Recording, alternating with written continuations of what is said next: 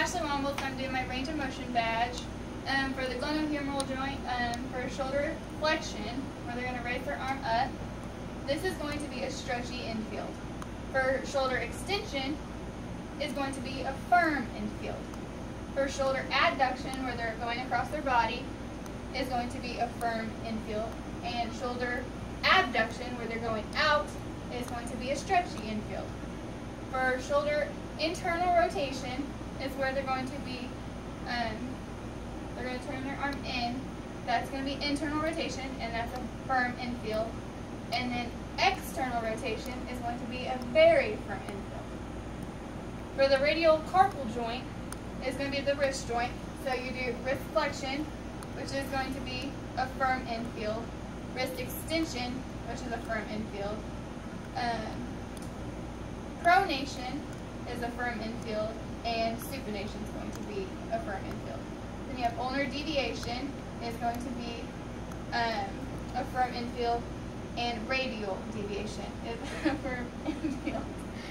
For the humeral ulnar joint, which is the elbow joint, for wrist extension is going to be a hard infield because it's bony, and then wrist or elbow flexion is going to be a mushy infield because it's musculature. And then for knee extension, let me sit down, and then you extend your leg.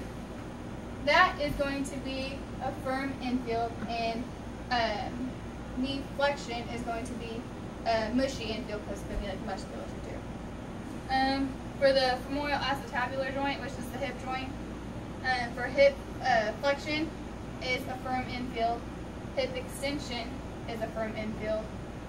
Hip adduction, where you're going across your body, is a firm infield. And hip abduction is a firm infield.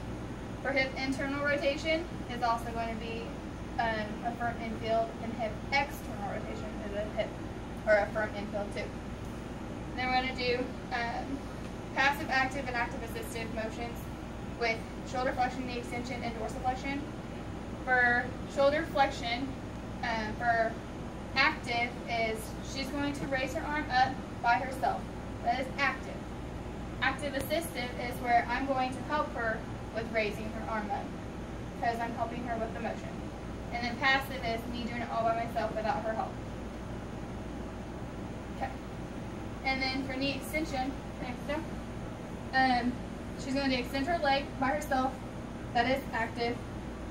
Me doing it with her is active assistive. And me doing it by myself without her help is passive.